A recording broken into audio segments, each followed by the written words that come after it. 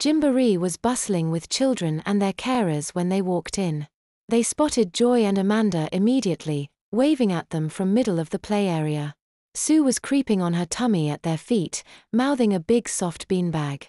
Danny was apparently practicing standing, Joy holding both his hands while he stood with bowed knees and inturned toes, babbling with delight at his newfound ability to be upright. "Look, Rachel, it's your brother and his standing up," Sarah told the girl in the stroller. Sarah brought them inside the play center and Brian couldn't help but look about with some wonder. There were just so many bright colors, oversized bouncy balls, slides, ramps and toys. It was a lot to take in. Meggie was beside herself, slack-jawed with awe as she took in the room through an infant's eyes.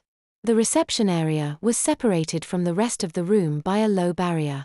The welcome desk and a row of chairs for visitors and parents sat along the wall. There was a tall cabinet by the entry for people to slide their shoes into before going into the main play area. A plump older woman with dyed blonde hair and thick glasses welcomed them to Gymboree. "I'm Edna, can I ask how old your little ones are and what program you're here for?" Sarah jostled Brian on her hip and replied, "Well, these little ones are all 21 and they're here for the pre-walking playgroup." "Lovely, you're right on time," Edna declared, then looked at Brian, giving him an exaggerated smile and cooing, "Well, hello there, buddy." "Did you hear that, Brian?" Sarah said to him. The nice lady said hello. "Can you say hi back to her?" "Hi," Brian mumbled, not amused by their condescension. Though it only got worse when Mama grabbed his wrist and made him wave his hand like he was too thick to do so himself. "What a bright little guy," Edna told Sarah. "Yes, he's quite advanced for his age, almost speaks in full sentences already," she bragged.